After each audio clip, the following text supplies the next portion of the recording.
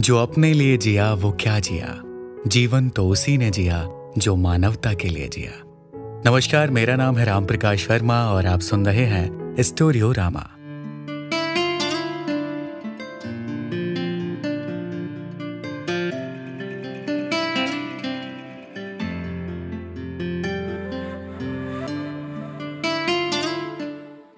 दोस्तों, इस audio book में आप सुनेंगे हीरों के एक ऐसे महान व्यापारी दादा लेखराज की जीवन कहानी, जिनका जन्म तो एक साधारण परिवार में हुआ, परंतु अपनी सूझबूझ और व्यवहार कुशलता के कारण वो एक मशहूर हीरो के व्यापारी बने। अपनी उदारता और दिव्य व्यक्तित्व के कारण अपने समय के राजा महाराजाओं के लिए वो एक सम्माननीय और प्रतिष्ठित व्यक्ति थे। आगे चलकर स्वयं परमपिता परमात्मा शिव ने उस महान व्यक्ति को विश्व परिवर्तन के कार्य में अपना साकार माध्यम बनाया। दादा लेखराज ने सन 1936 में प्रजापिता ब्रह्मा कुमारीज ईश्वरीय विश्वविद्यालय की स्थापना की। ये एक ऐसा अनोखा विश्वविद्यालय है जिसके तकरीबन 137 देशों में अनुसंधान केंद्र हैं, जहां पर राजयोग जैसे कठिन विषयों को बड़ी सहजता और सुगमता से पढ़ाया जाता है। अनोखी बात यह भी है कि यहाँ प्रवेश के लिए ना तो कोई उम्र मायने रखती है और ना ही कोई शुल्क देना पड़ता है, यानी यह पूरी तरह निशुल्क है। हाल ही में NIT कुरुक्षेत्र और ब्रह्मा कुमारीज ने मिलकर एक थॉट लैब का निर्माण किया है, जहां पर विज्ञान और अध्यात्म के बीच एक सामंजस्य स्थापित करके कुछ नए प्रयोग किए जा रहे हैं। साथ ही इसी वर्ष CBSE बोर्ड ने कक्षा 7 के पाठ्यक्रम में दादा लेखराज की जीवन कहानी को शामिल किया है। दोस्तों, बड़ी गर्व की बात है कि हम भारतीय एक बार फिर से अपने भारत के रियल हीरोज को जानना चाहते हैं, अपनी भारतीय संस्कृति को पुनर्जीवित करना चाहते हैं। दोस्तों, दादा लेखराज की कहानी भी भारत के इतिहास में सदियों तक याद की जाएगी। इनके योगदान का भारत ही नहीं बल्कि सारा विश्व ही ऋणी रहेगा। मुझे पूर्ण विश्वास है कि इस ऑडियो बुक को जैसे जैसे आप सुनते जाएंगे, वैसे वैसे आपके जीवन में एक नई ऊर्जा का संचार होगा और गहन शांति का अनुभव होगा। जहां एक तरफ आप पुरानी कुरीतियों से विमुख होंगे, वहीं दूसरी तरफ आप अपने जीवन में एक नई विचारधारा को अपनाएंगे। इस ऑडियो बुक को शुरू करने से पहले मैं आपको इस बुक के लेखक के बारे में बताना चाहूंगा। इस बुक के लेखक हैं भ्राता जगदीश चंद्र हसीजा जी, जो प्रोफेशन से एक प्रोफेसर थे और 1952 में दादा लेखराज के संपर्क में आए। तब से लेकर अपना सारा जीवन ही उन्होंने ब्रह्मा कुमारीज की सेवाओं में समर्पित कर दिया। उन्होंने तकरीबन 200 से अधिक बुक लिखी हैं और उन्हीं में से एक बुक है जीवन को पलटाने वाली एक अद्भुत जीवन कहानी, जिसे आप सुनने जा रहे हैं। तो चलिए शुरू करते हैं।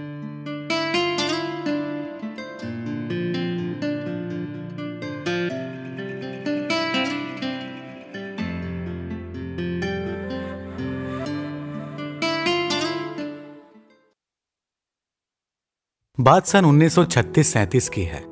तब सिंध में हिंदू समाज की धार्मिक दशा बहुत ही बिगड़ चुकी थी। कई शताब्दियों से मुसलमानी, क्रिस्तानी तथा पाश्चात्य सभ्यता का प्रभाव पड़ने के कारण हिंदू लोगों का खान पान तमोप्रधान अथवा भ्रष्ट हो चुका था। शराब और मांसाहार का आम रिवाज था। लोग भक्ति करते थे, परंतु वे जितना पूजा पाठ करते थे उतना ही उनमें धन के लिए लोभ, व्यापार में छल कपट, व्यवहार में क्रोध, घर में मोह तथा मन में वासना भरी हुई थी। निरर्थक एवं खर्चीली रस्में और थोथे रिवाज समाज को घुन की तरह खाए चले जा रहे थे। लोगों के पास धन था, परंतु उनका घरेलू जीवन मनोविकारों और अशांति के कारण तथा सात्विकता के अभाव के कारण नरकमय बन गया था। माताओं की दशा विशेष तौर पर चिंताजनक थी। उनका स्थान केवल घर और बाल बच्चों को संभालने वाली दासी जैसा हो गया था।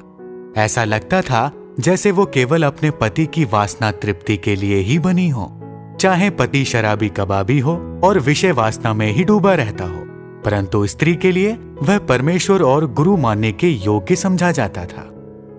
व्यापारी वर्ग के लोगों के यहाँ कन्याएं प्राय अशिक्षिता सी ही रहती थीं और माताएं प्राय बड़े बड़े घूंघटों में मुंह छुपाकर शादी आदि रस्मों में सम्मिलित होती थीं, या तो वे प्राय घर की चारदीवारी में विचित्र वेशभूषा में रहती थीं।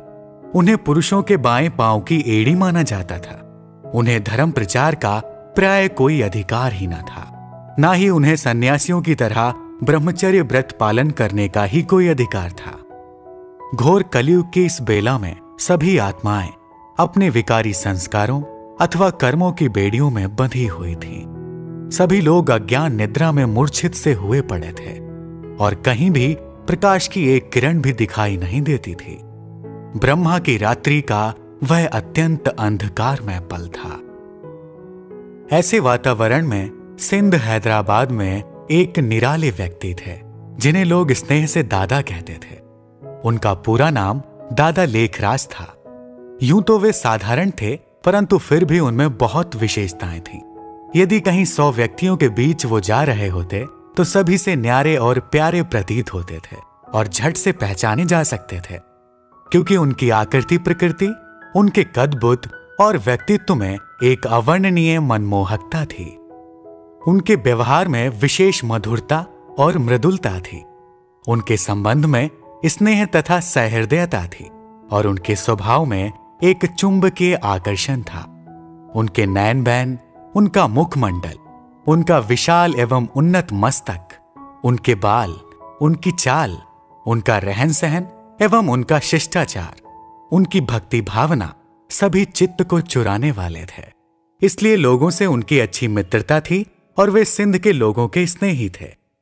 यद्यपि एक मध्यम वर्ग के घराने में उनका जन्म हुआ था, परंतु उन्होंने अपनी व्यवहार कुशलता, व्यापार चातुर्य, ईमानदारी तथा परिश्रम से गिने चुने धनी मानी लोगों में अपना स्थान बना लिया था। ऐसा व्यक्ति संसार में कोई बिरला ही होता है जिससे अपने कुटुंब परिवार के लोग, अड़ोसी पड़ोसी, मित्र तथा व्यापार के कारण संपर्क में आने वाले लोग सभी संतुष्ट हो। कोटि कोटि मनुष्यों में से कोई एक मनुष्य होता है जो सभी लोगों का भी प्रिय हो और जिसके अपने मन में भी लोगों के लिए प्यार हो। ऐसे व्यक्ति थे दादा लेखराज। क्योंकि वे दूसरों से मिलते जुलते, उनके लिए सुख की साज सामग्री रचते तथा उनसे मित्रता निभाने में वो बहुत कुशल थे, उदार चित्त थे और वचन के बहुत पक्के थे। उनकी कायिक रचना, उनका स्वास्थ्य, उनकी वेशभूषा, उनकी वाणी में भरे मिठास का हम कैसे वर्णन करें। वे सभी इस बात की ओर संकेत करते थे कि पूर्व जन्मों में उनके कोई विशेष ही संस्कार रहे होंगे और इसीलिए कुदरत ने उनके इस शरीर रूपी रथ को बनाने में विशेषता और अलौकिकता का प्रयोग किया होगा। जिन लोगों ने भी उन्हें एक बार देख लिया अथवा जो उनके संपर्क में आए, वे ऐसा अनुभव करते थे कि दादा उनके भी संबंधी हैं और वे मन में सोचते कि क्या ही अच्छा होता यदि वे दादा के निकट कुटुंबी होते। दादा लेखराज का जन्म सन 1876 में सिंध के कृपलानी कुल के एक वल्लभाचारी भक्त के यहां हुआ था। उनके लौकिक पिता एक स्कूल में प्रधान अध्यापक थे, परंतु दादा अपनी चमत्कारी बुद्धि और अथक पुरुषार्थ के द्वारा गेहूं के एक छोटे व्यापारी से उठकर एक प्रसिद्ध जौहरी बन गए थे। उन्हें हीरे जवाहरों की अचूक परख थी। अपने इस व्यापार के कारण राजा महाराजाओं, धनाढ्य व्यक्तियों तथा तत्कालीन वायसराय आदि से उनका मेल मिलाप था और नेपाल के राजकुल तथा उदयपुर के महाराजा का तो उन्हें विशेष आतिथ्य और स्नेह सम्मान प्राप्त था और वे उनके राज्य दरबार में भी आमंत्रित होते थे। इस विषय में ब्रह्मा कुमारी ब्रजेंद्रा जी, जो कि लौकिक नाते से दादा की बहू थीं और जिनका लौकिक नाम राधिका था और इस समय वो ब्रह्मा कुमारी ईश्वरीय विश्वविद्यालय की महाराष्ट्र जोन की इंचार्ज हैं, वो लिखती हैं, उनके संपर्क में आने वाले राजाओं का उनमें इतना विश्वास था कि उन्होंने दादा को खुली छुट्टी दे रखी थी कि वे कभी भी राजमहल में सीधे अंदर आ सकते थे। उन्हें सेक्रेटरी आदि को सूचना देने की या पहले राजा की आज्ञा लेने की कोई आवश्यकता नहीं थी। दूसरे व्यापारी अपना सामान सेक्रेटरी को ही आकर देते थे, परंतु जहां तक दादा की बात थी, उन्हें राजमहलों में राजमाताएं अंदर ही अपनी बहु बेटियों को हीरे जवाहर दिखाने के लिए निसंकोच बुला लेती थीं और कहती थीं, लखीराम, इस बेटी को यह जेवर दिखाओ। राजमहलों के वासी दादा की धर्मनिष्ठा और उनके स्वभाव तथा व्यवहार से परिचित हो गए थे। कई बार राजा लोग उन्हें कहते, लखीराम बाबू, भगवान से तो कोई भूल हो गई, उन्होंने हमें तो राजा बनाया परंतु आपको नहीं बनाया, जबकि राजापन के सारे संस्कार तो आप में हैं। परंतु भगवान ने कोई भूल नहीं की थी, क्योंकि वे राजा तो एक ताज वाले थे, जबकि भगवान ने दादा को 2 ताज वाला दैवी राजा बनाने का पुरुषार्थ कराया। राजा लोग उन्हें इतना सम्मान देते थे कि वे दादा को विशेष निमंत्रण भेजते थे और दादा के पधारने पर उनको विशेष स्थान मान देते तथा उनका आतिथ्य करते। एक बार हम लोग उदयपुर के महाराजा के निमंत्रण पर उनके राजमहल में ठहरे हुए थे। राजा का दरबार लगने वाला था। दादा सामने गैलरी में बैठे हुए थे। राजा ने देखा कि दादा अकेले बैठे हैं, उनकी युगल और उनके परिवार के अन्य सदस्य भी साथ नहीं हैं। राजा ने दरबार शुरू नहीं होने दिया और वजीर को विशेष तौर पर दादा के परिवार को आमंत्रित करने के लिए भेजा। जब हम आए तब राजा ने स्वागत किया, बैंड बाजे बजे और तब दरबार चालू हुआ। फिर राजा ने वजीर को प्रोग्राम दिया कि दादा के परिवार को श्रीनाथ द्वारे ले जाने की व्यवस्था हो। रास्ते में हमें ड्राइवर ने बताया कि राजा ने आपकी खास मेहमान नवाजी की है, वरना इस प्रकार दरबार कभी नहीं रुका। औपचारिक रीति से दादा ने कोई बहुत शिक्षा प्राप्त नहीं की थी, परंतु अभ्यास से उन्हें सिंधी का अच्छा ज्ञान था। वे हिंदी के धर्म ग्रंथों का सहज ही अध्ययन कर लेते थे। वे गुरुमुखी में ग्रंथ साहिब अच्छी तरह समझ लेते थे और अंग्रेजी के समाचार पत्रों को पढ़ा करते थे। उन्हें पत्र लिखने में विशेष कुशलता प्राप्त थी और अच्छे साहित्य एवं कला की उन्हें पैनी पहचान थी। अपने व्यापारिक जीवन में भी वे अपनी ही समझ से जेवरों के नए नए डिजाइन बनाते थे। वे इस कार्य में किसी की नकल नहीं करते थे। दादा बाल्यकाल से ही श्री नारायण के अनन्य भक्त थे। श्री नारायण की स्मृति उन्हें इतनी प्रिय थी कि वे अपने पूजा पाठ के कक्ष के अतिरिक्त श्री नारायण का चित्र अपने शयनगार और अपने सिरहाने के नीचे भी रखते थे। उनकी तिजोरी और जेब में भी श्री नारायण का चित्र रखा रहता था, ताकि दिन भर जिधर भी वे देखें और जहां भी उनका हाथ पड़े वहां ही श्री नारायण उनके सामने आ जाए। बाजार में श्री नारायण के जो छपे हुए चित्र प्राय मिलते थे, उनमें श्री नारायण को लेटे हुए और श्री लक्ष्मी को उनके चरणों की दासी के तौर पर पांव दबाते हुए चित्रित किया गया है। दादा को ये चित्र बिल्कुल भी पसंद नहीं थे, क्योंकि वे इस चित्र को ऐसे समाज का प्रतीक मानते थे जिसमें स्त्री को गौण, दासी जैसा अथवा तिरस्कार युक्त स्थान दिया जाता हो। दादा स्त्री के स्थान को पुरुषों के स्थान से गौण नहीं मानते थे, इसलिए वे चित्रकार से ऐसा चित्र बनवा लेते थे जिसमें कि लक्ष्मी का दासी भाव अंकित ना हो। दादा का भक्ति भाव इतना परिपक्व था कि व्यापार या घर की कैसी भी परिस्थिति हो, वे एक दिन भी भक्ति और पाठ के नित्य नियम से नहीं चूकते थे। चाहे वे रेल यात्रा कर रहे हो तो भी वे श्रीमद् भगवत गीता का पाठ अवश्य करते थे, क्योंकि गीता में उनकी अनन्य श्रद्धा थी। दादा की श्रद्धा भक्ति के बारे में ब्रह्मा कुमारी ब्रजेंद्रा जी बताती हैं, जिन राजा महाराजाओं तथा धनाढ्य व्यक्तियों के साथ दादा का हीरे जवाहरात का व्यापार था, वे कई बार उनके यहाँ अतिथि बनकर आते थे और उनकी गाड़ी के पहुंचने का समय कई बार वही होता था, परंतु फिर भी दादा भक्ति और पाठ को नहीं छोड़ते थे। दादा का खान पान और रहन सहन सात्विक जैसा था। जब कभी वे मित्रों को भोज या पार्टी देते तो उसमें सिगरेट, शराब आदि की गंध भी नहीं होती थी। दादा द्वारा दिए गए भोज में सम्मिलित होने वाले राजा तथा रईस लोग कई बार सिगरेट, शराब आदि को ना पाकर विनोदपूर्ण लहजे में कहते, दादा पार्टी फीकी रही। परंतु दादा मुस्कुराते हुए उत्तर देते, आपके लिए हम अपना धर्म थोड़े ही भ्रष्ट करेंगे। आप तो हमें कागज के नोट देते हैं, परंतु हम तो उनके बदले आपको हीरे देते हैं। ये सुनकर सब लोग हंस पड़ते। दादा को अमरनाथ, हरिद्वार, प्रयाग, वृंदावन और काशी आदि की यात्रा में विशेष रुचि थी। उन्हें साधु सन्यासियों को अपने यहाँ ठहराने में बहुत खुशी होती थी। अपने लौकिक गुरु में उनकी बड़ी श्रद्धा थी। उनके स्वागत, सत्संग तथा आतिथ्य पर वे हजारों रुपए खर्च कर देते थे। वे गुरु की आज्ञा को कितना महत्व देते थे, इस विषय में ब्रह्मा कुमारी ब्रजेंद्रा जी की पंक्तियां सुनने योग्य हैं। उन दिनों दादा की अपने गुरु में बहुत भावना थी। एक बार गुरु अपनी बहुत बड़ी शिष्य मंडली लेकर उनके यहाँ आए। दादा ने बहुत ही आदर से उनका स्वागत किया। उनमें गुरु भावना इतनी थी कि उन्होंने गुलाब जल की बोतलों की कई पेटियां मंगवाईं। प्रातः और सायं दोनों काल गुरु के शौच गृह में जाने से पहले वहां खूब गुलाब जल छिड़का जाता। दादा अपने ही हाथों से वहां एक बोतल गुलाब जल छिड़क आते और अगरबत्ती भी जला आते। उन्हें गुरु के आराम का बहुत ध्यान रहता। कहीं आवारा कुत्तों की आवाज गुरु के आराम या एकांत में खलल ना डाले, विशेषकर इस ख्याल से वो एक पहरेदार रखते। आम का मौसम ना होने के कारण बाजार में 4 रुपए का भी एक आम मिलता तो भी वे गुरु के लिए ले आते। वे गुरु की हर आज्ञा को हर हालत में शिरोधार्य मानते थे। एक बार की बात है कि दादा के पोते का नामकरण संस्कार होना था। शाम को सब बड़े बड़े व्यक्तियों का भोज था।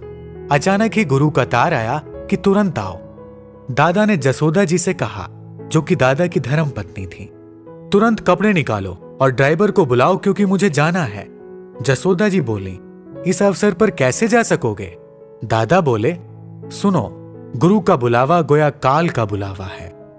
काल आए तो क्या हम उसे ऐसा कहकर टाल सकते हैं कि आज हमारे पोते का नामकरण है? दादा इतना कहकर अंदर चले गए। अब हम क्या करते? उसी समय सभी मित्रों को फोन करके बताया कि दादा को किसी कारण से बाहर जाना पड़ गया है। दादा को गुरु ने इसलिए बुलाया था कि उनको 10,000 रुपए चाहिए थे, क्योंकि उनके किसी शिष्य को सट्टे में घाटा पड़ गया था। दादा स्वभाव से ही दानी थे। उनके एक चाचा, जो कि मूलचंद आजवाला के नाम से प्रसिद्ध थे, एक निष्काम दानी के तौर पर विख्यात थे। उनके जीवन काल में ही दादा भी उनकी कोठी पर जाकर बैठते और पीड़ित लोगों को दान करते थे। इस परोपकार के कार्य में दादा अपने चाचा के अच्छे सहयोगी थे।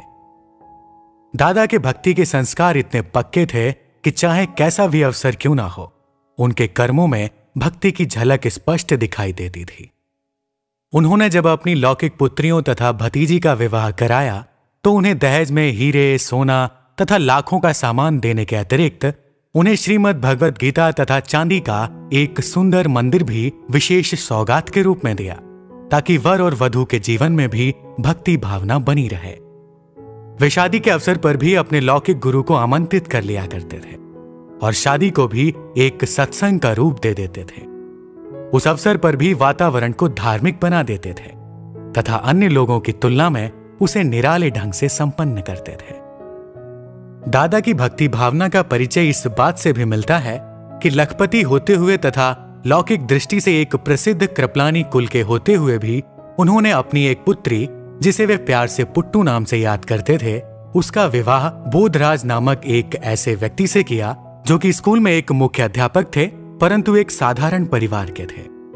दादा की पुत्री सुशील थी, शोभनीय थी और सुखों में पली थी, परंतु दादा ने उसका विवाह किसी धनाढ्य कुल के युवक से न करके बोधराज से इसलिए करवाया क्योंकि बोधराज धर्म प्रिय थे। वे चिदाकाशी मठ में अपनी लगन के लिए विशेष रूप से योगी राज नाम से प्रसिद्ध थे। इसलिए दादा ने अपने परिवार में भक्ति का वातावरण बनाए रखने के लिए यह कदम उठाया था। हालांकि उनके इस कार्य से उनके कुल में बहुत ही हलचल पैदा हुई और बहुत से लोगों में यह एक चर्चा का विषय बन गया। लोग कहते थे कि दादा ने अपने ही उच्च कुल को छोड़कर बाहर के एक साधु तुल्य व्यक्ति के साथ अपनी पुत्री की शादी क्यों की। दादा की पत्नी तो श्री कृष्ण की अनन्य भक्तिन थी ही, उनकी बहू में भी भक्ति के बहुत पक्के संस्कार थे और विपुल धन संपदा होते हुए भी दादा में ऐश अथवा विलासिता के संस्कार नहीं थे, बल्कि उनके जीवन से एक नितांत भद्र, सुशील एवं धर्म प्रिय व्यक्ति की भासना आती थी। ब्रह्मा कुमारी मनोहर इंदिरा जी, जो कि ज्ञान सरोवर आबू पर्वत की इंचार्ज थीं, बोधराज के साथ दादा की पुत्री के विवाह के प्रसंग को इस प्रकार कहती हैं। मैंने दादाजी और उनके लौकिक परिवार को कई बार देखा था। दादाजी का एक मकान मेरे मकान के पास ही था। दादा का एक लौकिक पुत्र, जिसका नाम नारायण है, मेरे लौकिक भाई के साथ पढ़ता था। दादाजी की अपनी लौकिक पुत्री पुट्टू का विवाह जब बोधराज से हुआ था, तब मैंने उसे अपनी आंखों से देखा था। उस विवाह की यह विशेषता थी कि उसमें शोर, कोलाहल, स्थूलता या घोर संसारिकता देखने में नहीं आती थी, बल्कि वह विवाह ऐसा लगता था कि जैसे कलयुग में किसी देवी और देवता का विवाह हो रहा हो। उस समय के दृश्य का मेरे मन पर बहुत गहरा प्रभाव पड़ा। मेरे मन में यह विचार इसलिए उठा कि मुझे दादा के कुटुंब का सात्विक वातावरण बहुत भाता था। इस प्रकार का जीवन था दादा का। कोलकाता में उनकी हीरों की दुकान थी और मुंबई में भी वे जवाहरात के व्यापार के सिलसिले में आते जाते रहते थे। कोलकाता और मुंबई के अतिरिक्त उनका एक मकान हैदराबाद में भी था, जहां पर वे बहुत समय से रहते थे। इन तीनों स्थानों पर उनका जीवन अब राजकुल के जैसे सुख में व्यतीत हो रहा था। वैसे तो दादा में प्रभु निष्ठा, दानवीरता आदि की विकसित भावना थी, परंतु अभी घर छोड़कर वानप्रस्थी होने का संकल्प उन्हें नहीं था। दादा की आयु जब 60 वर्ष की हुई तो उनकी पत्नी, जिनका नाम जसोदा था, उन्होंने कहा, अब तो हमें वानप्रस्थ होकर किसी एकांत स्थान पर बैठ जाना चाहिए। परंतु दादा ने उन्हें कहा, अभी ठहरो, अभी इतने लाख रुपए कमाए हैं, अभी इतने लाख और कमा लेने दो, फिर हम वानप्रस्थी हो जाएंगे। दादा धन कमाने में बहुत सिद्धहस्त थे और उनका विचार था कि और 2-4 वर्ष तक धन कमा करके फिर खूब दान भी करेंगे और जीवन के बाकी दिन निराधार होकर भक्ति में गुजारेंगे। परंतु नर के मन कछु और है, साहब के मन और। अनायास ही किसी ईश्वरीय योजना के अनुसार दादा की मनोवृत्ति संसार से उपराम हो गई। उन्हें अंतर्मुखता का अनुभव होने लगा, उन्हें एकांत ही प्रिय लगने लगा। वे मनन चिंतन में रहने लगे। एक दिन ऐसा आया कि जब वे मुंबई में बबुलनाथ के मंदिर के सामने वाले अपने घर के विशाल आंगन में हो रहे सत्संग में बैठे थे, तो उन्हें एक निराला ही आंतरिक अनुभव होने लगा। वे सत्संग के स्थान से उठकर अपने एक कमरे में चले गए। वहां बैठे हुए वे एक अलौकिक नशा सा अनुभव कर रहे थे। उन्हें शरीर का भान ही नहीं था। उस अवस्था में उन्हें सबसे पहले विष्णु चतुर्भुज का दिव्य साक्षात्कार हुआ। दादा ने सोचा कि गुरु ने ही ये साक्षात्कार करवाए होंगे, इसलिए उन्होंने अपने गुरु के पास जाकर बहुत ही खुशी में यह सब वृतांत सुनाया। परंतु गुरु के हाव भाव से उन्होंने समझा कि गुरु इन बातों से बिल्कुल ही अपरिचित है और दिव्य साक्षात्कार कराना उनके सामर्थ्य से बिल्कुल बाहर की बात है। अतः उनका मन परमपिता परमात्मा की ओर मुड़ा, जो ही वास्तव में सबके सद्गुरु हैं। दादा के मन में निश्चय हुआ कि दिव्य दृष्टि और दिव्य बुद्धि के दाता केवल परमात्मा ही हैं और उन्हें ही सच्चा गुरु मानना चाहिए। उन्हें महसूस हुआ कि परमपिता परमात्मा ने ही उन्हें दिव्य चक्षु रूपी वरदान दिया है। कुछ समय के बाद दादा वाराणसी चले गए। वहां वे अपने एक मित्र की वाटिका में बैठकर मनन किया करते थे। वहां एकांत में बैठकर जब वे प्रभु चिंतन करते तो उन्हें नित्य नए अनुभव और कई दिव्य साक्षात्कार हुआ करते। तब वे अपने घर में जो पत्र लिखा करते थे उससे यह बात स्पष्ट मालूम होती थी। ब्रह्मा कुमारी ब्रजेंद्रा जी कहती हैं कि तब दादा ने एक पत्र में लिखा, खजाना बहुत है, पा रहा हूं, पा रहा हूं। दूसरे पत्र में लिखा, चाबी मिल गई, पा लिया, पा लिया। इस प्रकार के 5 पत्र दादा ने हम लोगों को लिखे थे। उन्हीं दिनों दादा को अनेक अलौकिक अनुभव हुए और उस स्थिति में दादा ने लिखा, पा लिया जो था पाना, और क्या बाकी रहा। एक दिन दादा को निराकार ज्योतिर्लिंगम शिव परमात्मा का साक्षात्कार हुआ तथा कलयुगी सृष्टि के महाविनाश का भी साक्षात्कार हुआ। दादा ने देखा कि बहुत ही भयंकर बम बनाए गए हैं। उनके विस्फोट से असहाय अग्नि निकल रही है। उन्हें आभास हुआ कि 5000 वर्ष पहले महाभारत युद्ध में जिन अस्त्रों का प्रयोग हुआ था, जिन्हें महाभारत ग्रंथ में अग्निबाण, ब्रह्मास्त्र और मूसल कहा गया है, ये वही अस्त्र शस्त्र हैं। दादा को जिन दिनों यह साक्षात्कार हुआ, उन दिनों अभी अमेरिका ने एटम और हाइड्रोजन बम हिरोशिमा और नागासाकी पर नहीं फेंके थे, बल्कि तब वैज्ञानिक लोग प्रयोगशाला में ही उन पर प्रयोग कर रहे थे। तब रूस और अमेरिका आपस में मित्र राष्ट्र थे और जर्मनी तथा जापान के विरुद्ध उनका संयुक्त मोर्चा था। तब दादा को परमपिता परमात्मा ने दिव्य चक्षु देकर यह अग्रिम साक्षात्कार कराए थे। दादा ने गीता प्रसिद्ध अर्जुन की भांति यह भी साक्षात्कार किया कि सृष्टि के महाविनाश होने के परिणाम स्वरूप करोड़ों आत्माएं परम धाम को वैसे ही लौट रही हैं जैसे पतंगे प्रकाश की ओर लपकते हैं। दादा ने दिव्य दृष्टि द्वारा भारत में विकराल गृह युद्धों का और प्राकृतिक प्रकोपों का भी अग्रिम साक्षात्कार किया। विनाश के अत्यंत डरावने दृश्य देखकर दादा कांपने लगे। दादा ने देखा कि एक बहुत बड़ी बाढ़ आई हुई है। जीव प्राणी अत्यंत भयभीत होकर जान बचाने के लिए इधर उधर भाग रहे हैं, परंतु वे बच नहीं पा रहे हैं। कहीं पर अग्नि अपना महाविकराल रूप धारण करके नगरों और जीव प्राणियों को भस्मसात करती जा रही है, तो कहीं पर धमाके से खूब मूसलाधार वर्षा हो रही है और कहीं पर पृथ्वी कंपायमान होकर कांप रही है। सब जगह लोग हाहाकार कर रहे हैं और प्राणों की रक्षा के लिए इधर उधर भाग रहे हैं, परंतु लोग पारस्परिक युद्धों तथा प्राकृतिक प्रकोपों से बच नहीं पा रहे हैं। दादा, जिनकी आंखों में कभी किसी ने आंसू नहीं देखे थे, उनकी आंखों से अब अश्रुधारा बह रही थी और वो कह रहे थे, बस कीजिए प्रभु, बस कीजिए, इतना भयंकर विनाश, अब मुझे अपना मोहनी रूप दिखाइए। भविष्य में होने वाले महाविनाश को देखकर दादा का मन अब अपने व्यवसाय से उठ चुका था और उसे समेटने के लिए वे वहां से कोलकाता गए। उन्हें अब सब हीरे पत्थर की तरह दिखाई देने लगे और वो बोले, यह तो झूठा व्यापार है। उन्होंने अपने भागीदार से कहा, अब हमें छुट्टी दो। उसने कहा, यह कैसे होगा? दादा का भागीदार किसी राजा को पहचानता तक न था। उसने सोचा कि दादा मुझे छोड़कर चले जाएंगे तो बड़ी कठिनाई होगी। उसने शायद यह भी सोचा कि पता नहीं दादा क्यों नाराज हो गए हैं और पता नहीं वे कितना हिस्सा मांगेंगे।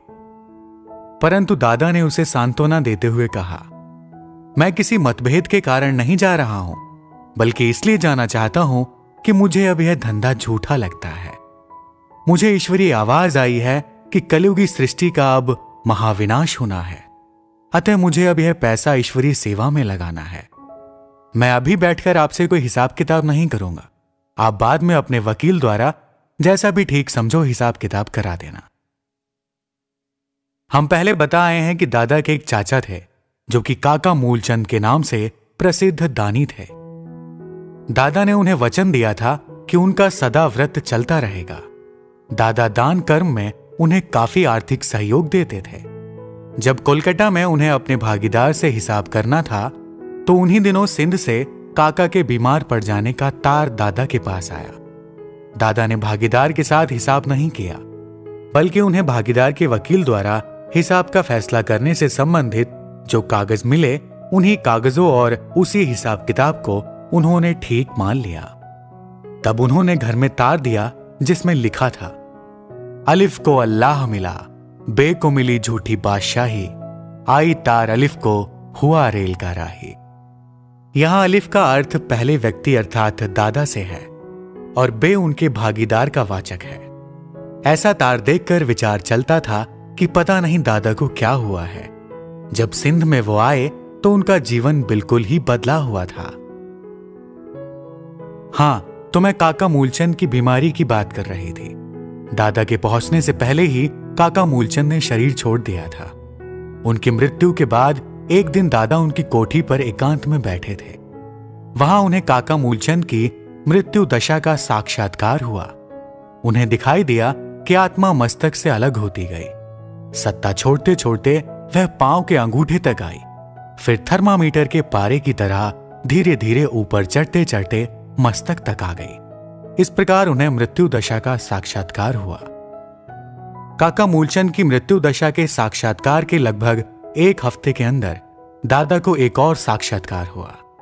दादा ने देखा कि विष्णु उनके सामने प्रकट होकर कह रहे हैं, अहम चतुर्भुजम तत्त्व। फिर श्री कृष्ण, जगन्नाथ जी, बद्रीनाथ जी और केदारनाथ जी बारी बारी आए और उन सभी ने भी ऐसे ही कहा। इन साक्षात्कारों से जहां दादा को बहुत हर्ष हुआ, वहां इस बात पर उनका विचार भी चलने लगा कि मुझे तत्वम का जो वरदान दिया गया है उसका वास्तव में क्या भाव है, यह साक्षात्कार मुझे किसने कराए। उन दिनों दादा के गुरु भी आए हुए थे। दादा ने उनके आगमन पर 25,000 रुपए खर्च किए।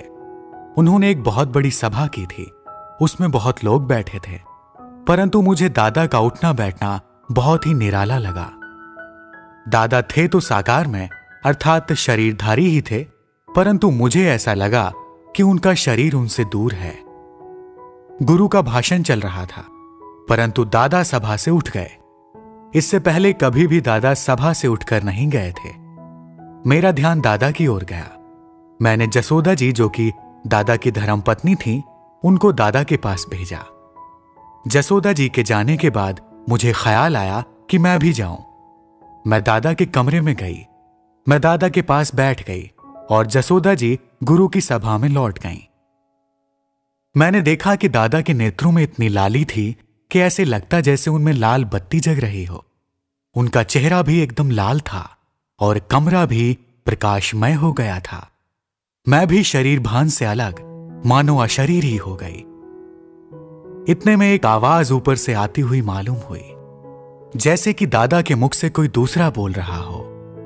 वह आवाज पहले तो धीमी थी, फिर धीरे धीरे ज्यादा हो गई और वो आवाज थी, निजानंद स्वरूपम शिवोहम शिवोहम, ज्ञान स्वरूपम शिवोहम शिवोहम, प्रकाश स्वरूपम शिवोहम शिवोहम।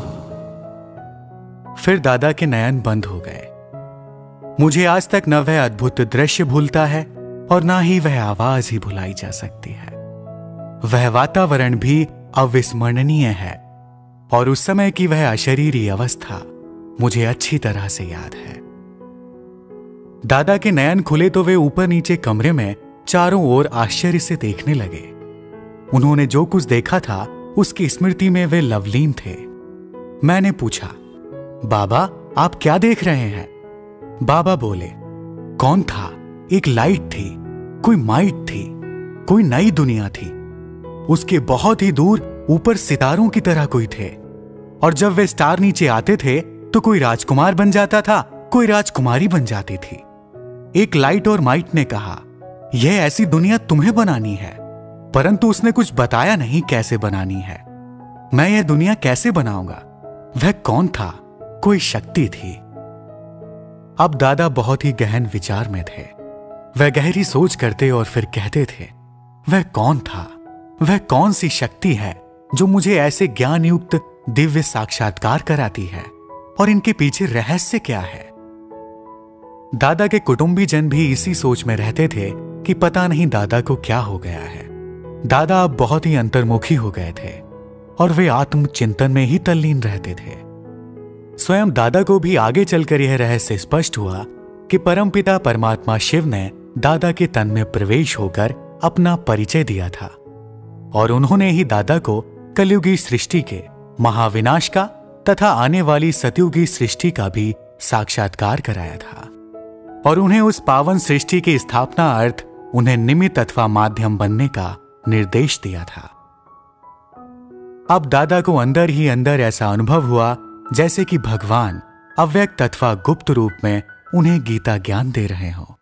अब उनकी अंतरात्मा में गीता ज्ञान प्रकाशित हो रहा था और साथ ही साथ वे उस ज्ञान की स्थिति और अनुभूति का भी अनुभव कर रहे थे।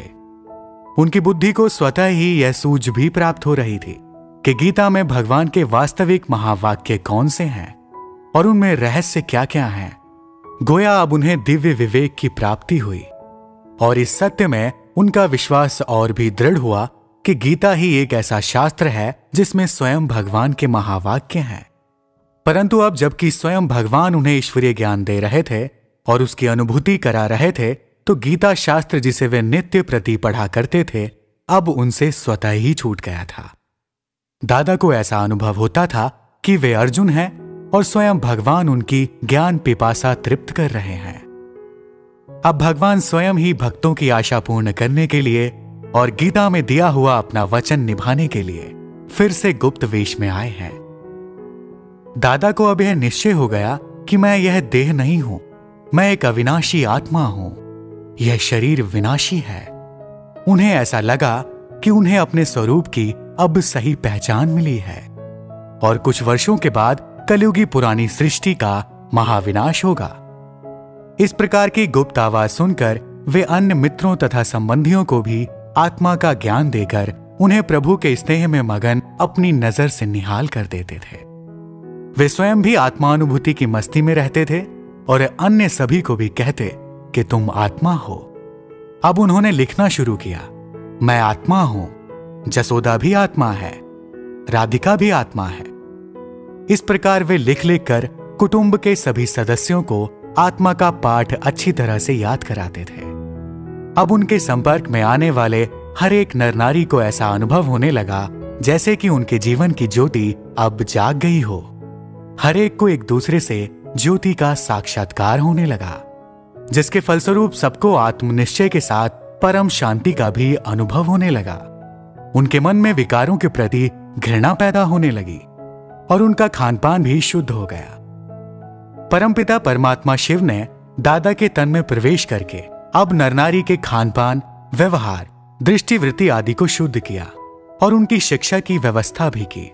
उन्होंने सबको पितृवत स्नेह भी दिया और उनके जीवन को श्रेष्ठ बनाने के लिए कुछ नियम भी बताए। फिर क्या हुआ, यह आगे सुनिए। दोस्तों, आज के एपिसोड में फिलहाल इतना ही। अगर आपको ये कहानी पसंद आई हो तो इसे अपने मित्रों और संबंधियों के साथ साझा करिए और हमारे चैनल को भी सब्सक्राइब करिए ताकि आने वाला एपिसोड आप तक सबसे पहले पहुंच सके। मिलते हैं अगले एपिसोड में। तब तक आप अपना ख्याल रखिए, खुश रहिए, मुस्कुराते रहिए। इस वीडियो से संबंधित अधिक जानकारी प्राप्त करने के लिए और निशुल्क राजयोगा मेडिटेशन सीखने के लिए आप नीचे दिए गए नंबर्स पर हमें संपर्क कर सकते हैं।